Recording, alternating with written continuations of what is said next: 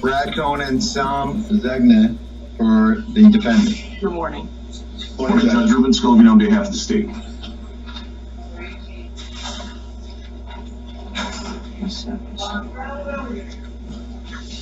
He's coming, Your Honor.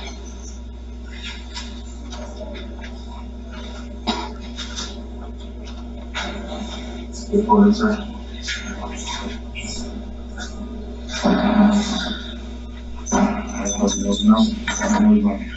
Okay, good morning. Mr. Williams, you were arrested for pursuant to an arrest warrant. It was issued June 3rd. It's charging you with aggravated battery with a firearm. And you have two attorneys here, or is it I'm sorry, two attorneys in the state. Go ahead. You want to announce again? Brad Cohen and Sam Zegna for the defendant. Have you had a chance to review your document?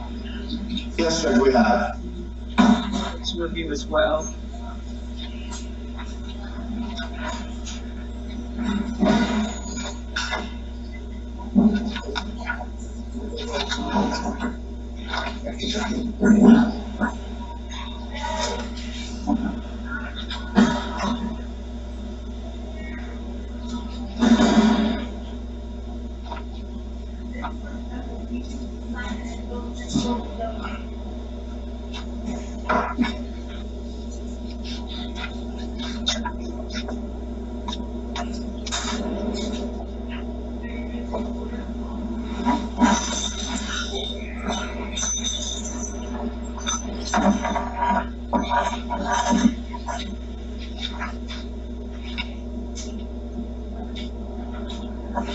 Okay, I've had a chance to review the arrest warrant. Any argument, counsel?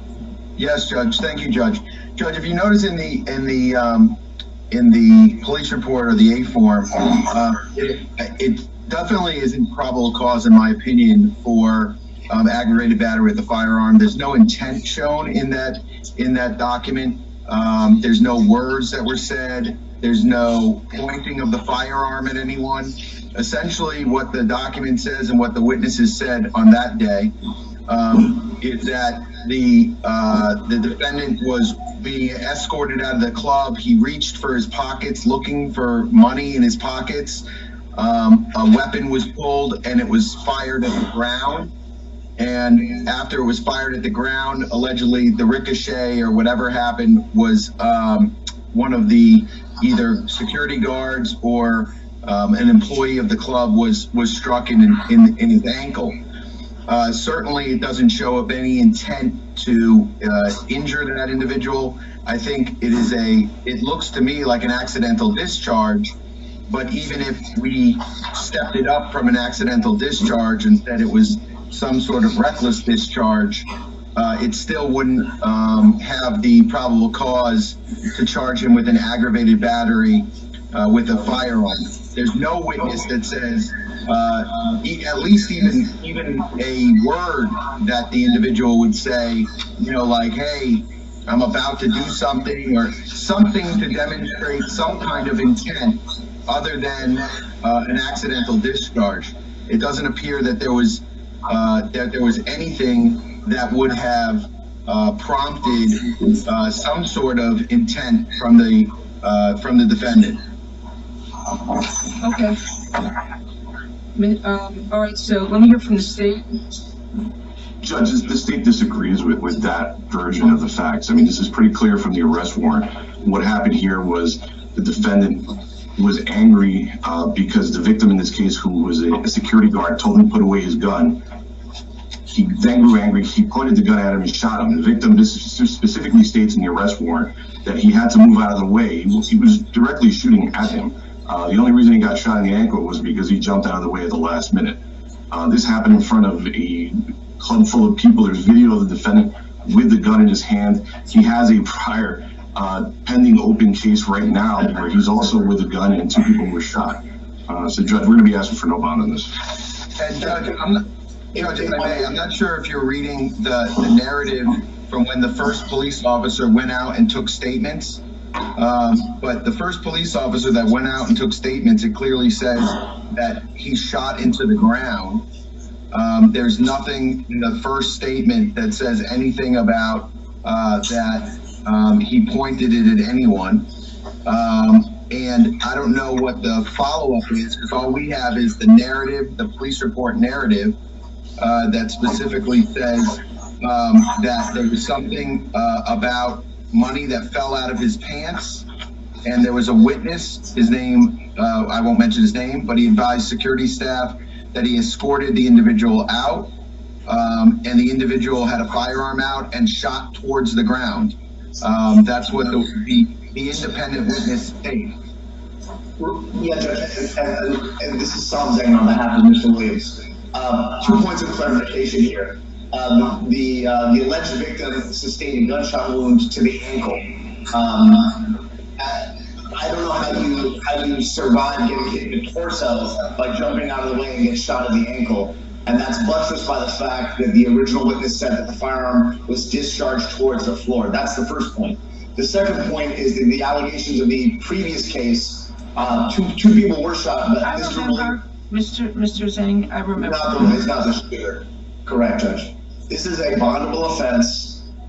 If there are issues with bond, it should be addressed by the court, the circuit court judge with regards to the first case. Aggravated battery with a firearm is not a non-bondable offense. Just so the court knows that we've been in communication with the government. We surrendered Mr. Williams to Metro Dade Detective Soto yesterday at TGK. We self-surrendered him. He wasn't arrested out and about as a fugitive on the run. We self-surrendered him just like we did last time. He's not a flight risk. And we believe the standard bond's appropriate in this case, Judge. And Judge, if I may add to that, I mean, this is we've let defense counsel know that he was supposed to turn himself in last week. We gave him the opportunity. They didn't turn him in. He, as far as we were concerned, was a fugitive for the last week. The arrest warrant was signed, apparently, I believe it was on Tuesday or Wednesday. They've been looking for him, and they turned several times where they were supposed to turn him in. They canceled. He's here now. Judge, What's the yes, Judge? This is an aggravated battery. He's entitled to a bond. The standard bond is $10,000, and that's what I'm setting, the $10,000 bond with a hold for the division judge. Case number, hold him for case number F20-14135B. And you'll see your judge tomorrow at 9 a.m. All right? One other thing, I need to stay away from the victim. What's his victim's name or initials? Is it X? I'm sorry. There's a witness and a victim. No, Judge, the victim is initials ID. I is in N, D is in Dave. Okay. The victim's initials are FD. The alleged victim, Sam, come on. Can I have the Thank you, name, Mr. of the initials of the alleged victim or what? FD, Judge. Oh, I have it here. Thank you. You're ordered to stay away from the victim whose initials are FD. No contact with this victim either directly, indirectly, in person, in writing, by telephone, or through third parties. And you must stay 500 feet away from his home, school, and place of employment at all times. You want me to order him to stay away from this club as well? Yes, Judge. Stay away from the King of Diamonds establishment at 7020 Northwest 72nd Avenue in Miami. So while this Judge, case is pending, you can't go there. Yes? Judge, can you also tell Sam to stay away from there as well? She doesn't have jurisdiction for that, Judge. You have good lawyers. This is a serious matter, and you're going to see the division judge tomorrow. Good luck to you, sir. Thank you, Judge.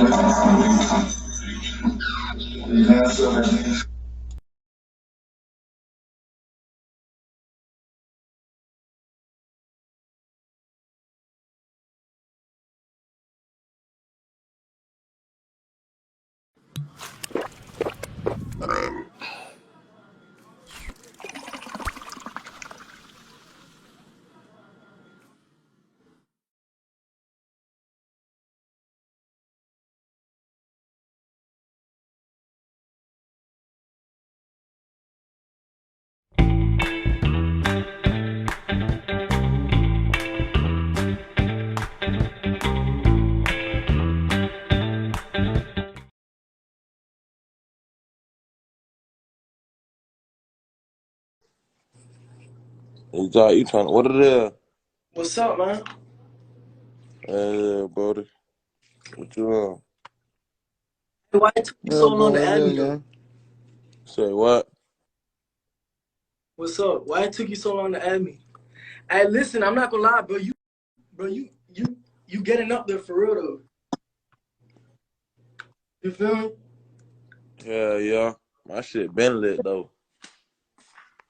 Yeah, I was telling my twin brother about you. I'm like, damn, bro, it took him that long to make it. Say what? I said it took you that long to make it. You had to go through all that shit. You feel me? Niggas talking shit, and you finally made it. Yeah, who you telling, man? Listen.